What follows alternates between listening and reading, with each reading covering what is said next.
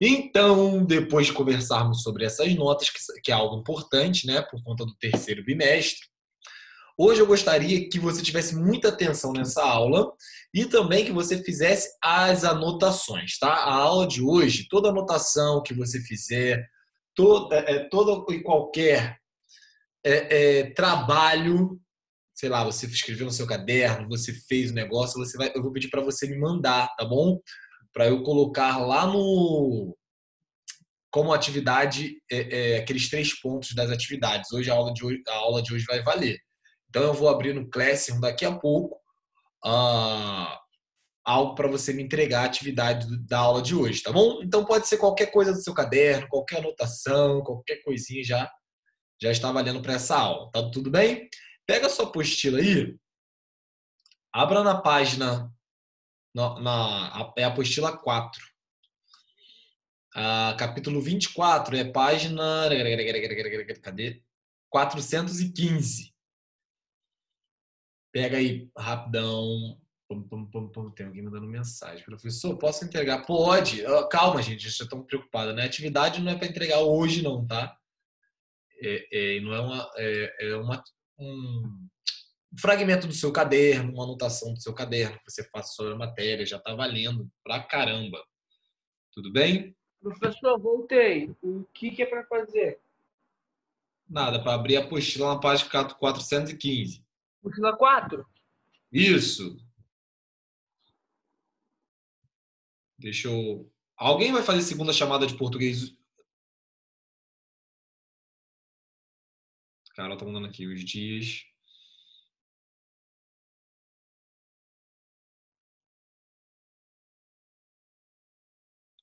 Alguém vai fazer? Não, né? Hoje nós vamos falar sobre versificação, gente. Essa matéria é muito legal. Ano passado eu lembro que a apostila começava o conteúdo do nono ano com versificação. Esse ano a apostila colocou versificação por último, tá? Por último não, né? Aqui na sala vai fazer isso. Tá bom, só para eu ter certeza aqui. Carol tá mandando aqui os alunos. Deixa eu só responder isso. Ano passado era a primeira matéria de português. Professor, estou perguntando para fazer prova de concurso, é bom ir de calça, tá? Vai de calça, mete uma calça, que é mais certo. Show de bola? Então nós vamos falar sobre Hakai e versificação. Isso tudo nos primeiros módulos, né? Iniciando esse caminho da versificação, que é algo que eu acho muito legal de se fazer, é algo bem bonito de se fazer. Eu me sinto até uma pessoa inteligente fazendo versificação, tá? Mas a gente vai falar sobre isso aí. Gotas de poesia. De terras longínquas viajaram até aqui pequenos poemas, os hankais, vindos do Japão. Encontraram terreno fértil para se multiplicarem e se adaptar ao estilo brasileiro. Simples e conciso, esses poemas acomodam em apenas 3 versos a transformação de um momento único da natureza, captada pela sensibilidade típica dos poetas. Vamos conhecer mais sobre eles? Você já tinha ouvido falar sobre Hankai? Alguém já ouviu falar sobre Hakai, Hankai? Tem essas variações de nome? Alguém aí, Mei, tu já ouviu falar disso? Tem japonês? Algum japonês? Descendente de japonês? Eu já vi meu tio falando disso já. Eu não sabia o que era, não. São isso aqui, ó. Eu acho muito interessante os haikais. Porque são poemas curtos, né? Olha o tamanho dele. A lua de outono andando em volta do lago. Passei toda noite. São poemas rápidos, assim, né? Geralmente envolvendo elementos naturais, né? O amanhecer, o outono, a primavera. Então ele é bem repleto de poema, de natureza, né? Essa coisa mais bucólica, essa coisa que a natureza nos oferece. Por isso que eu acho que eu gosto mais deles, né? Porque falou de natureza, eu já tô afeiçoado. Mas observe que a estrutura dele é uma estrutura curta, tá vendo? Aqui eu tenho 3 versos apenas, né? E ele também tem uma estrutura de versificação que nós vamos observar hoje também. E também para a gente fazer isso que chama de versificação. Vocês sabem o que é uma versificação? Já ouviram falar sobre isso? Versificação ou não é algo novo? É tipo uma separação silábica, mas nós vamos falar sobre separação de sílabas métricas, né, no poema. Então agora a gente vai sair um pouco daquela parte que nós estávamos bem gramatical, né, de crase, de concordância, de regência, e a matéria agora ela vai dar uma aliviada nesse sentido de... Quem está no bate-papo aqui, peraí. Bom dia, bom dia. A matéria vai dar uma aliviada um pouco nesse sentido de dificuldade, de memorização, tá? Quarto bimestre, né? Estamos iniciando o quarto bimestre, vamos na paz, vamos no amor e vai dar tudo certo, já deu. Pétala, o texto 2, olha só, gente. Pétala caída que torna de novo ao ramo uma borboleta. Uau! Olha o outro. Pensei que negava lírios, minha branca amada. Vinha aparecendo. Então, esses Hakai, né, o que eles têm de característico? Eles são pequenos, né? A gente está vendo aqui 3 versos, né? Nesses versos também tem uma rima e uma versificação. Esses versos sempre aparecerão com elementos naturais e também, por ser poemas curtos, a gente às vezes ainda fica meio que nessa de o que será que isso está falando, né? Está falando de quê? A interpretação ela não é curta. O verso, o poema é curto, mas a interpretação... Perdão. E o sentimentalismo, olha, borbulha. Falou? Então é importante a gente ficar aí de olho. Eu não quero fazer essa parte agora sobre os Hankais, essa parte sobre os exercícios, mas eu quero ler essa produção textual aqui, que define algo para a gente muito sério, muito importante nessa altura do campeonato. Hankais, ou Hankai, ou Haiku, é o nome dado a pequenos poemas de origem japonesa. Eles chegaram ao Brasil por volta do século XX com os imigrantes orientais. No século XX, galera, chegou uma cambada de japonês no Brasil que foi intensa, principalmente no sul-sudeste, tá? São poemas curtos, compostos apenas de 3 versos, como você observou. Os tercetos, como são chamados poemas de 3 versos, fazem referência à natureza, às estações do ano, aos períodos do dia e refletem o momento presente filtrado sob o olhar do seu autor. Os Hankais são como fotografias, capturas de forma objetiva um instante da realidade sem tentar explicá-lo, apenas descrevê-lo. Olha só. Então, essa definição aqui é muito importante, porque são poemas curtos, são poemas que falam da natureza e eles têm uma tercetos, né, porque são 3 versos, e eles têm essa habilidade ou essa curiosidade de captar como uma fotografia alguns aspectos da realidade. Abre parênteses, lembrando que a aula de hoje você precisa fazer aquelas anotações, né? Aquela coisa bonita no caderno que muita gente gosta, né? Fazer aquele caderno igual de Pinterest, né? Sei lá como é que fala, do Instagram, que tem o Astabilo. Toda a tua anotação vai valer como atividade diária para a aula de hoje. Então fica ligado, não dá bobeira. E aí, a apostila ela vai sugerir para a gente que a gente faça os nossos poemas também de 3 versos através dessas imagens aqui. Esse tucano maravilhoso. Essa teia de aranha toda molhada. Essa natureza aqui. Eu gosto dessa aqui, ó, do Hankai 4. Olha só. Caraca, essa cachoeira. Eu me amarro em cachoeira. Vocês gostam de cachoeira? Coisa mais linda do mundo para mim é cachoeira. Meu irmão, eu amo. Tem cachoeira, eu tô feliz. Inclusive, saudade de ir numa cachoeira.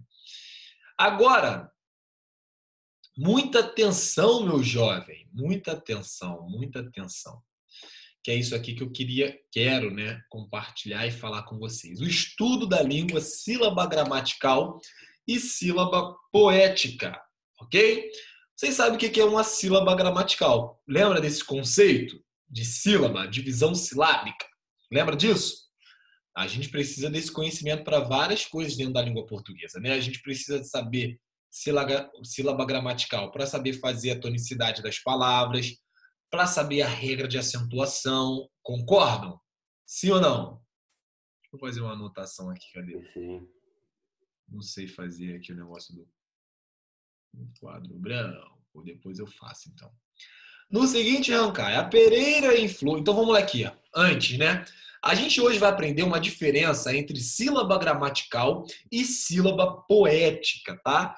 É importante a gente saber primeiro diferenciar o que é uma sílaba gramatical e uma sílaba poética. No estudo dos poemas, os poemas eles são divididos, eles são metrificados através de sílabas. Isso aí, a gente vai definir se esse poema é um poema rico, se é um poema sinistro, se o cara pensou para fazer, ou se era livre, enfim. A gente vai perceber hoje, por exemplo, que os rancais eles têm 5, 7, 5 sílabas. Sempre. Oh, mas são sílabas gramaticais? Não. São sílabas que nós chamamos de sílaba poética, tá bom? Olha só esse rancai aqui. Ó. A Pereira em Flor, no antigo campo de guerra. A casa em ruínas. Lembrando sempre que ele tem característica de ser como uma fotografia, né? Então ele está falando de uma Pereira em Flor, um campo de guerra, casas em ruínas. E aqui está assim, ó. É comum que os rancais façam referência às estações do ano. Que estação está representada nesse rancai, gente? A Pereira em Flor, no antigo campo de guerra, casas em ruínas. Que estação você acha que está falando aqui? Tempo. E aí? Alguém? Quem dá mais, quem dá menos? Muita participação. Calma, um de cada vez. Que estação do ano vocês acham que está sendo falado aqui? Outono? Ou o quê? Outono. Primavera. Outono, eu acho que é mais primavera por estar falando da Pereira em Flor, né? Será? Será-se? Ou não? É que eu pensei que falando da flor e do antigo campo de guerra, eu pensei em flores caindo. Pode ser. Das flores, alguma coisa assim. Flores mortas. Pois é. Sagacidade. Pois é. A gente chega por... Muito que é envolvido. Isso. A gente chega a essas conclusões justamente só por causa do vocábulo flor, né? O vocábulo flor que é responsável por trazer toda essa noção, né? A Pereira em Flor ou em frutos dá pra gente essa noção de ser uma estação onde há uma nova, sei lá, a árvore está numa nova estação de reprodução ou de flor, onde ela está mais colorida, mais bonita, né? Pode ser. Que contraste podemos identificar na justaposição das imagens no poema? Ou seja, lembrando que esse rancai é também como se fosse uma fotografia, a gente tem coisas opostas aí, né? Contrastes. Por exemplo, a gente está falando de flor e nos outros versos a gente já começa a falar de quê? E aí? De guerra, de ruína. Tá vendo? Então parece que vai ser uma coisa bem... E a gente chega aí e temos o quê? Outras palavras com um contraste um pouco diferenciado de flor. Correto? Aqui, olha só. E aí a gente vai ter que precisar fazer, você vai fazer na sua apostila aí. Faça a divisão silábica de cada uma das palavras que compõem os versos desse rancai, respeitando as regras gramaticais, e indique o total de sílabas em cada linha. Então a gente vai ter que pegar assim, ó, a Pereira em Flor, vamos ter que dividir em sílabas aqui e vamos colocar o total de sílabas nesse total aqui, ok? Então, professor, um segundinho, gostaria que entregasse isso junto com a anotação ou não? Pode ser nas anotações. Se eu só tirar uma foto depois da sua Oi, professor, qual é a atividade diária? Oi? Anotações. Vai ter atividade diária? Isso. Anotações. Você vai anotando a matéria de hoje, bonitinho, depois você vai me mandar. Até final do dia? Não, pode ser até semana que vem. Tá, até a aula da semana que vem. Vamos olhar. Felizardo, já está feita essa divisão silábica. Não está feita a divisão silábica, não. É no final ali, né, gente? Gente, Ana, tu já entregou pra galera. Mas vamos fazer aqui se conforme a Ana não tivesse falado, né? A Pereira em Flor. Nós sabemos aí que a gramática ela nos coloca várias regras para essa divisão silábica, né? A gente tem regras de divisão silábica, a gente sabe que em cada sílaba eu só posso ter uma vogal, né? Ah, professor, mas o ditongo, tritongo. No ditongo, tritongo eu tenho vogal, semivogal, né? Cada sílaba tem que ter vogal. Tá todo mundo entregando, gente. Tá feita no outro lado da folha. Tá aqui, ó. Mas você vai fazer do mesmo jeito aqui a divisão silábica. Então fica assim, ó. A pereira em flor. Beleza? Vai comentando aí. No antigo campo de guerra. Aí fica um R numa sílaba, né? Que a gente sabe essa dica marota, o R fica em outra sílaba.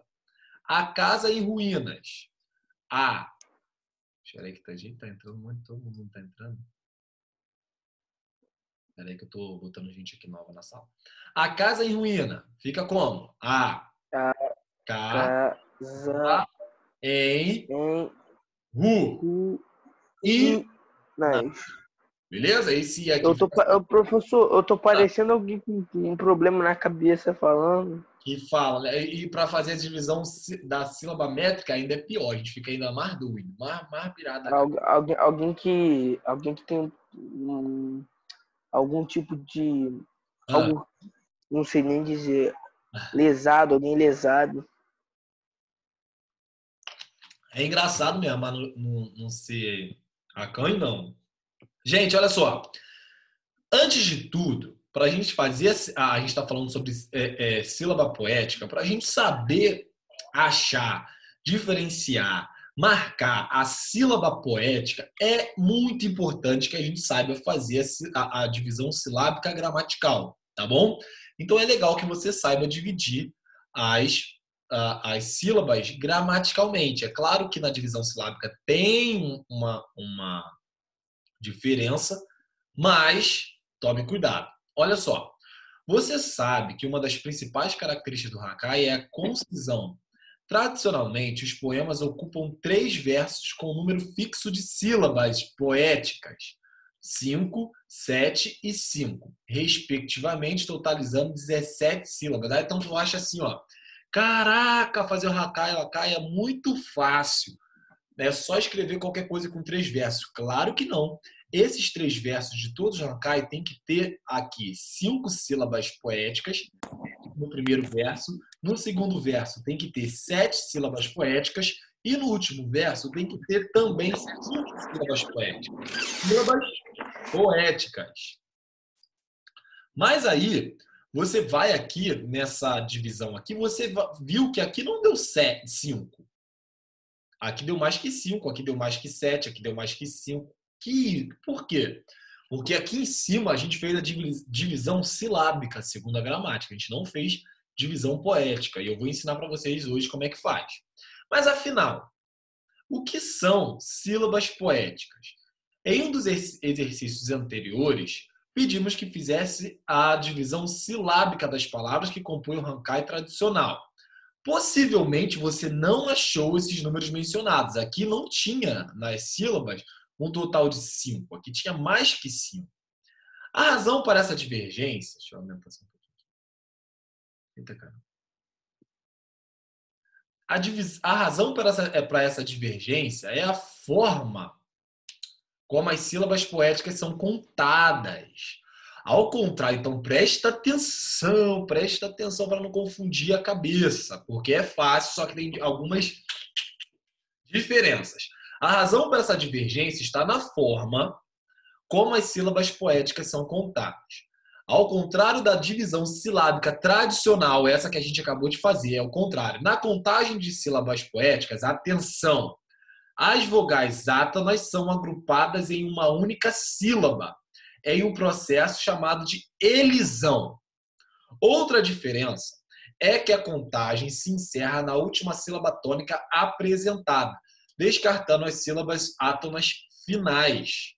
Isso acontece porque os poemas são destinados à declamação ou canto, portanto, associados à oralidade, não à escrita. A separação em sílabas poéticas ajuda a marcar o ritmo de um poema. Então, olha para mim aqui, meu querido. Olha para mim. Na divisão silábica gramatical, a preocupação toda é uma preocupação de grafemas, né? A gente separa essas sílabas bonitinho, a gente está preocupado com a palavra, mas na sua acentuação, na sua tonicidade. Já quando a gente está falando de poema, o poema, né, o seu propósito inicial sempre é a declamação ou canto, ok? Então, o poema, a divisão desse poema, ele está preocupado com a divisão da sonoridade, do som, da música, tá? Da musicalidade que esse poema vai ter quando ele for falado, tá bom?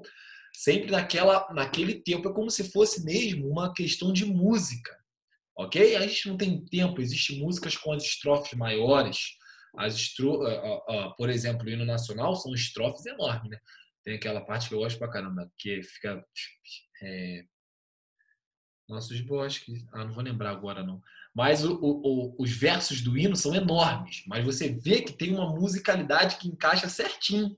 Se um verso for menor, vai quebrar essa musicalidade. Então, a divisão poética se justifica porque ela vem associada à oralidade, não à escrita. E aqui é muito bom, é excelente se você fizer grafar essas duas diferenças aqui. Tá bom? Qual é a primeira diferença? É a questão da vogal, tá? A vogal, a átona são agrupadas em uma única sílaba. Eu vou mostrar isso para vocês aqui no exemplo que tem embaixo, mas é simples. Outra diferença muito importante é que a contagem ela se encerra na última sílaba tônica. O que é uma sílaba tônica? Vocês lembram? O que é uma sílaba tônica? É aquela sílaba que tem um som mais... Isso aí. Hã? Não entendi. É a sílaba que tem um som maior. Isso. É a sílaba que tem o som mais forte da palavra. Ela que dá a entonação da palavra, né? E não toda palavra tem uma sílaba tônica, isso gramaticalmente, beleza? Por exemplo, meu nome, Gustavo. A sílaba tônica do meu nome está no tá, ok? Eu não falo Gustavo e nem Gustavo. Meu nome é Gustavo, com a sílaba tônica no tá. Professor, mas Gustavo seria na França. Mais ou menos. Mas aqui é verdade. No Brasil, no português, e onde eu for me apresentar, eu vou me apresentar como Gustavo, ok? Com esse time mais forte. Se liga. Se no poema, por exemplo, a última palavra do meu verso for Gustavo, eu só vou contar até o tá. Eu vou esquecer o vu. Porque na contagem de sílaba métrica, a gente conta até a última vogal tônica. Falou? Então, duas coisas que você precisa estar na sua cabeça. A primeira, conto até a última vogal tônica. É a principal coisa que você não pode esquecer. Segunda coisa, se eu tiver uma sílaba terminando com A, com O, com A, com qualquer vogal, e a outra sílaba também começar com A, eu vou agrupar elas numa sílaba só, numa sílaba poética. Vamos ver isso agora. Damos o nome, métrica ou escansão. Atenção aqui, preciso que você olhe. Damos o nome de métrica ao conjunto de regras que determina a medida, o ritmo e a organização de um verso. E de escansão ao processo de divisão poética das sílabas. Compara a divisão gramatical e poética a partir do Hakai apresentado anteriormente. Então vamos lá. A pereira em flor. Em cima eu tenho sílabas gramaticais, embaixo sílabas poéticas. Sílabas gramaticais, poéticas. Gramaticais e poéticas. Gramaticais é aquela regra de divisão silábica que a gente conhece muito, muito bem, que a gente já estudou, que a gente já fez em outros momentos da vida. Sílabas poéticas, a gente tem uma diferença. Vamos lá? Vamos primeiro olhar as sílabas gramaticais. A pereira em flor. Beleza? Pereira é trissílaba, é paroxítona. Por isso que a gente separou assim, bonitinho, com aquelas regras gramaticais gostosinho, chulo com azeite. A segunda, a gente já faz diferente. A pereira em flor. Olha só o que acontece aqui. Eu termino pereira com vogal e inicio com vogal, tá vendo? Pereira em flor. Quando você fala assim, ó, Pereira em flor? Não. Quando a gente vai ler esse poema, a gente fala assim, ó, a pereira em flor. Olha, pereira em flor. A gente coloca esse irá e esse em junto numa sílaba. Falou? Então, gramaticalmente, eu tenho 1, 2, 3, 4, 5, 6 sílabas gramaticais. Tá vendo? Quando você achou isso ali? 4? Oi? Livro 4, Léo. 421, a página que nós estamos. Sílabas poéticas, o que a gente fez? Qual é? Nada, amigo. Qual foi a diferença das duas aqui? Na sílaba poética, quando eu tenho uma sílaba terminando em vogal e outra começando em vogal, eu junto elas. Falou? Isso aconteceu só aqui, ó, no Rá e no Em. Pereira em flor. Que a gente lê assim, ó. A gente não lê a pereira em flor. A gente lê a pereira em flor. A gente une essas duas coisas aqui. Falou? Então eu consegui, ó. Se eu tinha na sílaba gramatical 6 sílabas, em sílabas poéticas eu tenho 5 sílabas. A regra é, além da vogal, qual é a outra regra? Qual é a outra regra aí que eu falei sobre a sílaba? A gente conta até onde?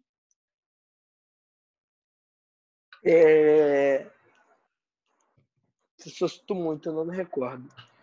A gente conta até a última sílaba tônica. Falou? Então, flor, gramaticalmente, flor, ela é dividida? Não. É um monossilábico, né? Flor. Como é que se divide gramaticalmente flor? Não se divide, é flor. Ok? Então, flor tem uma única sílaba, então é a sílaba tônica, né? É monossilábico tônico. Então, eu leio até flor. Agora, olha a diferença aqui. No antigo campo de guerra, vamos separar gramaticalmente? Vamos. Ó. No antigo campo de guerra. Bonitinho, ó. A gente fez a separação silábica sem muito mistério. 1, 2, 3, 4, 5, 6, 7, 8, 9. 9 sílabas. Agora, para fazer a divisão... Professor, Oi? não tem um negócio que RR ou SS não podem ficar juntos no mesmo negócio? Sim, isso na sílaba... isso é verdade. Na sílaba gramatical, olha aqui, tá separado. Ó. Todo dígrafo, né? Não fica esse dígrafo RR, SS. Olha aqui, tá separadinho, bonitinho. Tá vendo? Cada um numa sílaba. Isso na divisão gramatical. Na sílaba poética, olha como é que fica. São as duas regras para a sílaba poética? Se eu tiver uma sílaba terminando com vogal e outra iniciando com vogal, eu vou fazer o quê? Juntar. Beleza? Estamos juntos? Então, olha só. No antigo campo de guerra, onde que eu tenho uma sílaba terminando com vogal e outra iniciando com vogal?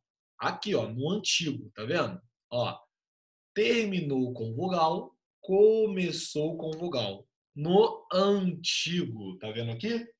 Consegue perceber isso? Isso aí é importante, hein? Deixa eu anotar um negócio aqui.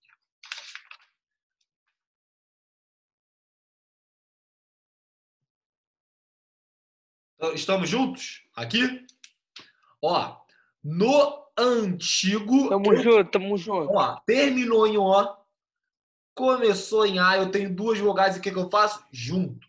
No antigo campo de guerra, então, ó, se eu tinha 9, juntei essas duas, ficou 8.